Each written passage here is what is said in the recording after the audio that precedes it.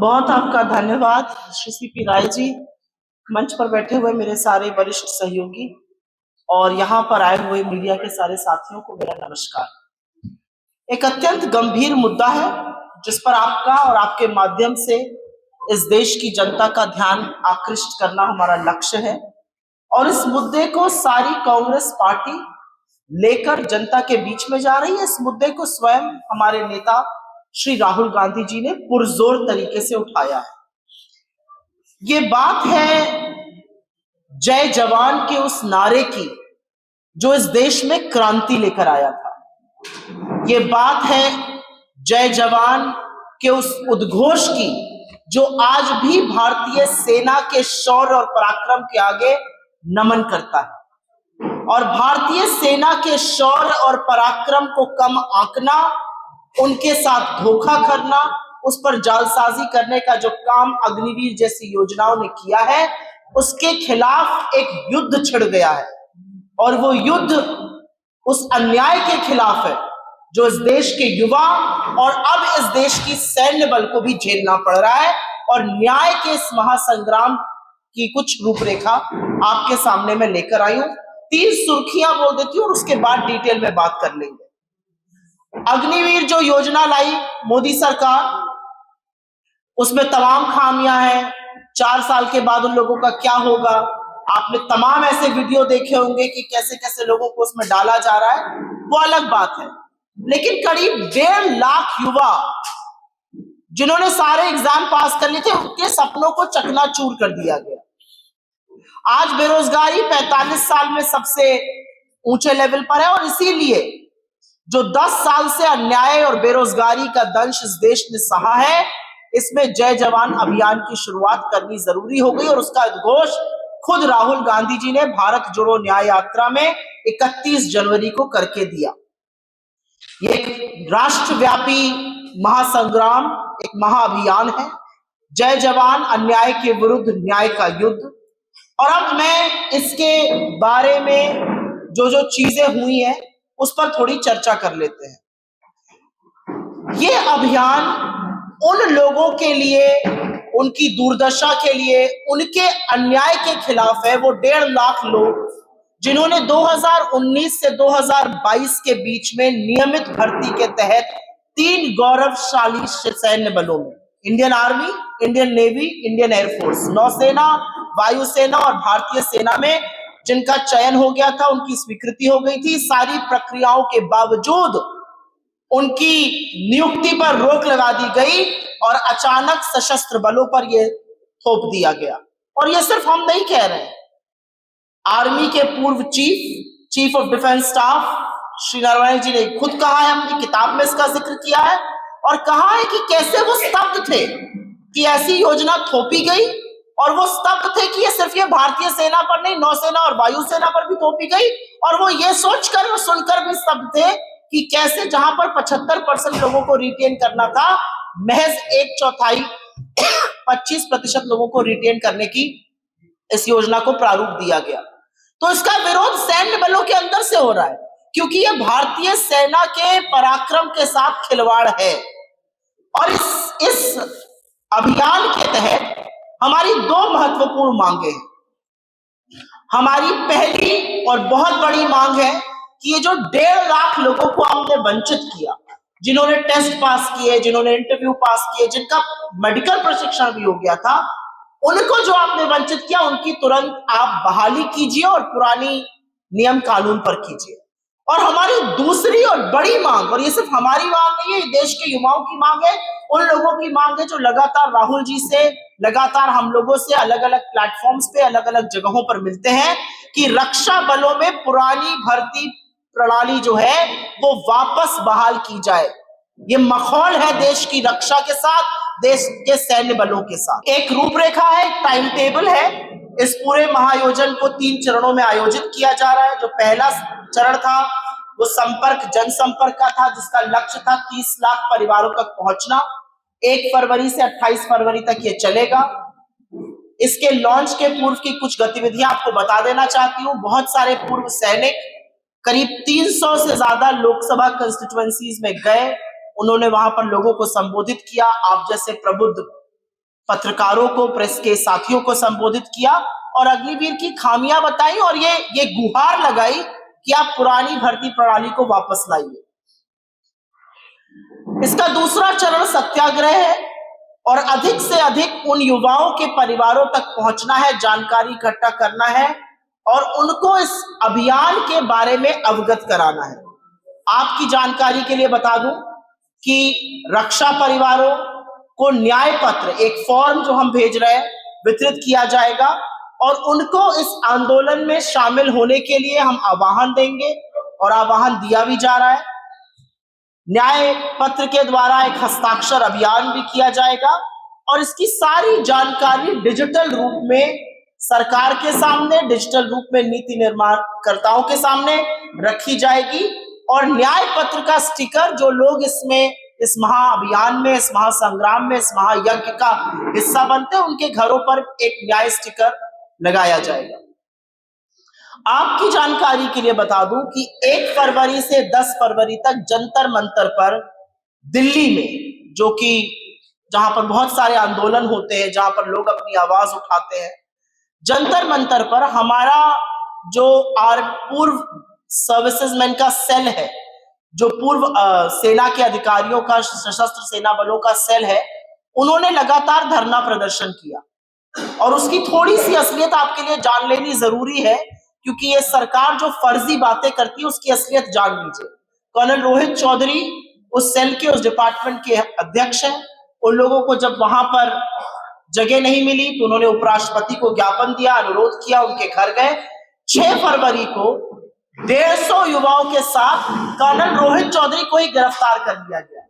तो इस सरकार के काम और सरकार के कर्तव्य और सरकार की कथनी और करनी में इतना अंतर है कि जिस व्यक्ति ने देश की यूनिफॉर्म, सेना की यूनिफॉर्म पहनकर अपने छाती पर गोली को खाना स्वीकार किया, उसके खिलाफ अमित शाह की दिल्ली पुलिस ने एफआईआर लॉन्च करी और उनको गिरफ्तार किया गया। लेकिन इससे क्या हमारे हौसले टूट जाएंगे? बिल्कुल नहीं।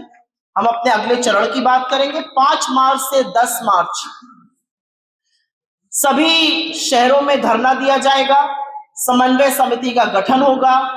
ये धरना ज्यादातर शहरों में शहीद चौक या महात्मा गांधी चौक होता है, वहां पर दिया जाएगा, वहां पर आयोजित किया जाएगा और सभी जिलों में 50 किलोमीटर तक पदयात्रा निकालने का हमारा लक्ष्य है। 17 मार्च से 20 मार्च की ये जो अवधि है, जब हमारी यात्रा समापन की ओर होगी महाराष्ट्र में, मुंबई में, 17 मार्च से 20 मार्च तक इस देश के हर जिले में एक पदयात्रा सिंबॉलिक निकाली जाएगी 50 किलोमीटर की, जिससे लोगों के बीच इस सेना की अवमानना का, सेना के इस अपमान का, युवाओं के भविष्य का, सेना के अपने भविष्य का, राष्ट्रीय सुरक्षा के साथ जो खिलवाड़ किया जा रहा है, वो मैसेज जरूर जाए। हम एक मिस्ड कॉल नंबर यहां से आपके माध्यम से जारी कर रहे हैं और उसको मैं पढ़ देती हूं। 9999812024।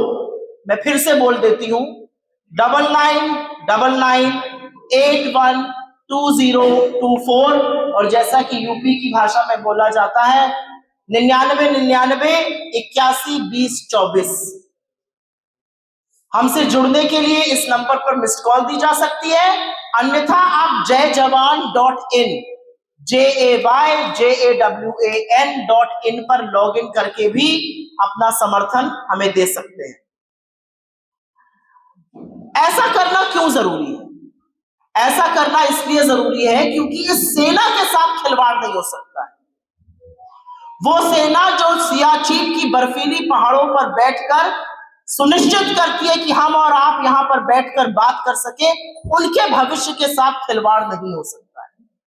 उन मां बापों के आंसुओं के साथ खिलवाड़ नहीं हो सकता है जिनके बच्चों के शव तिरंगे में लिपट कर वापस आते हैं। उस सेना के साथ खिलवाड़ नहीं हो सकता कि जब पिता घर से बॉर्डर के लिए निकलता है तो उसको पता नहीं है कि वो वापस अपने बच्चों को देखने के लिए आएगा भी कि नहीं आएगा। और इसीलिए मैंने प्रमुख, जो सेना प्रमुख श्री मनोज मुकुंद नरवाणे थे, उनकी किताब का जिक्र किया है, जहां पर वो कहते थे कि वो हतप्रभ थे कि इन चीजों को क्यों थोपा गया और बजाय उस चीज का जवाब देने के सरकार ने उनकी किताब जो अभी आने वाली थी उसको इलेक्शन के बाद तक के लिए पुश कर दिया गया। और MEA मतलब विदेश मंत्रालय और रक्षा मंत्रालय उनकी किताब के उन पृष्ठों को पढ़कर उसका आकलन करेगा। मतलब अगर आप चोर को चोर कहिएगा तो चोर आपको सर्टिफिकेट देगा कि आप उसको चोर कह सकते हैं कि नहीं कह सकते। ये हालात है इस देश के। पर जैसा कि मैंने आपको कहा कि आकांक्षाओं को कुचलने का यह जबरदस्त काम हुआ है। और क्या क्या इसमें इन अग्निवीरों को नहीं मिल रहा है उसका जिक्र कर लेना जरूरी है। इस अग्निपथ में चयनित युवाओं को नियमित सैनिकों से कम वेतन मिलता है। इनका मासिक वेतन करीब 21,000 रुपए है और सैनिकों को 45,000 मिलते हैं। और ऐसा नहीं है कि ये शहीद नहीं होते। अभी आपने देखा कि कैसे 22 साल का एक अग्निवीर शहीद हुआ और उसकी मां का क्या हाल था। मेरे ख्याल से अभी सार्वजनिक रूप से 2 अग्निवीरों के शहीद होने की भी खबर आ चुकी है और इस देश की सुरक्षा में वो लोग शहीद हुए। एक नियमित सेना के जवान को 15 साल तक पूरा वेतन मिलता है, उसकी पेंशन उसके जीवन काल तक होती है। अग्निपथ में चयनित युवा के परिवार को तब तक लाभ मिलता है जब तक पत्नी और माता पिता जीवित हैं। कांग्रेस शासित राज्यों में अडानी ग्रुप काम नहीं करता है। कहाँ पे है? आप दिखाई नहीं दे रहे। हाँ बोलिए। कांग्रेस शासित राज्यों में अडानी ग्रुप का काम नहीं करता। बहुत बढ़िया सवाल है ये। आपके बड़के लोग भी पूछते हैं, अच्छा हुआ आज आपने भी पूछ लिया। बिल्कुल काम करता है। मैं आप बोल रही हूँ,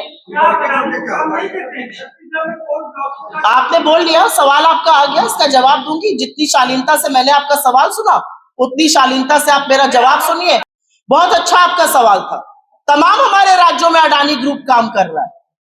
हमारे राज्यों में टेंडर निकलता है और टेंडर निकलने के बाद जो LOI आता है उसको हम काम दे देते हैं। हम तो अडानी को लेके बांग्लादेश, श्रीलंका, इजराइल, ग्रीस नहीं घूम रहे। जब हम वहां से वापस आते हैं तो अडानी को वहां के सारे कारोबार मिले जा रहे हैं। अडानी को श्रीलंका में काम मिला, अडानी को बांग्लादेश में मिला, अडानी को ग्रीस में मिला, अडानी को इजराइल में मिला। और कब कब मिला? जब मोदी जी वहां से अपना दौरा करके अडानी के हवाई जहाज में वापस आ जाते हैं। तो सवाल इस बात का नहीं है, हम बिल्कुल भी एंटी इंडस्ट्री नहीं है।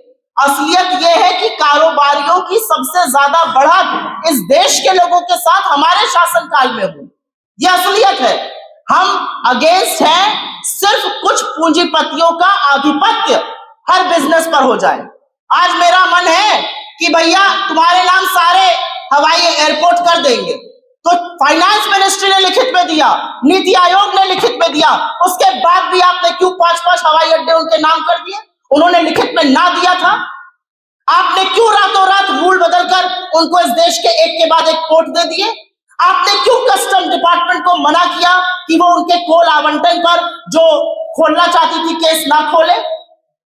दुनिया भर के रेगुलेटर जांच करेंगे अडानी की, लेकिन सुप्रीम कोर्ट में आपकी सेबी जाकर कहेगी हमारे पास तथ्यों को बटोरने का साधन नहीं है। ये सरकार चलाने के तरीके होते हैं। अरे आप सरकार पारदर्शिता से चलाइए।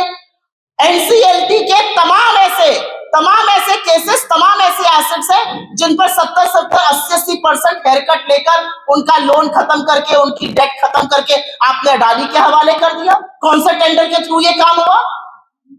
तो अनर्गल बातें सरकार करती है। हम सरकार से बस ये सवाल पूछ रहे हैं कि जो अडानी के खिलाफ इतने गंभीर आरोप लगे हैं और वो आरोप हवाला के हैं, वो आरोप स्टॉक मैनिपुलेशन के हैं, वो आरोप शेल कंपनीज के हैं, उसके बारे में सरकार कुछ क्यों नहीं कर रही है? सुप्रीम कोर्ट का रजिस्ट्रार ऑन रिकॉर्ड कह रहा है कि उसको बोला गया है अडानी पावर के खिलाफ कोई भी PIL, कोई भी मामला दर्ज मत करिए। उसके 48 घंटे बाद कस्टम डिपार्टमेंट जाना चाहता है सुप्रीम कोर्ट, आवंटित कोल घोटाला खोलने के लिए, बोला जाता है नहीं खुलेगा। क्यों नहीं खुलेगा? संयम है कोतवाल तो डर काहे का, और हम चुप रहेंगे। मुझे ऐसा लगता है कि किसी नंबर पर मैं बात नहीं करूंगी। मुझे ऐसा लगता है कि हमारी जो बातचीत है वो बहुत अच्छे वातावरण में चल रही है। हमारा शीर्ष नेतृत्व एक दूसरे से बात कर रहा है। जो कमिटी हमने अशोक गहलोत जी, भूपेश बघेल जी, मोहन प्रकाश जी, सलमान खुर्शीद जी, मुकुल वासनिक जी के उसमें बनाई है, वो उस पर बात कर रही है। मुझे लगता है मैं इस मंच से बैठकर इस पर टिप्पणी ना करूं तो अच्छा रहेगा। इन लोगों के बीच में वो बात अच्छे से चल रही है और उसका अच्छा निष्कर्ष निकलना चाहिए। किस चीज को? मुझे लगता है हम लोग बहुत उत्साहित हैं। मुझे लगता है कि उत्तर प्रदेश में जितने वक्त ये यात्रा रहेगी उसमें तमाम रोड़े पैदा करने की कोशिशें की जाएंगी, लेकिन मणिपुर, मेघालय, नागालैंड, अरुणाचल, असम, झारखंड, बिहार, अब उड़ीसा में यह यात्रा है, छत्तीसगढ़ अभी यात्रा दोपहर में एंटर हुई है। मुझे लगता है कि जिस तरह से अपार जन सैलाब हमसे जुड़ रहा है, जिस तरह से लोग हमसे मिलकर अपनी बात कह रहे हैं, हम बहुत उत्साहित हैं उत्तर प्रदेश को लेकर। मेरा गृह प्रदेश है, मैं तो बहुत उत्साहित हूँ। मुझे बहुत अच्छा लगा कि अखिलेश जी ने चिट्ठी का तुरंत जवाब देकर कहा कि वो इस यात्रा से जुड़ेंगे। जितने ज्यादा योद्धा, जितने ज्यादा न्याय योद्धा इस यात्रा में शामिल हो, उतनी ये ज्यादा सफल होगी और इससे अच्छी बात और क्या हो सकती है।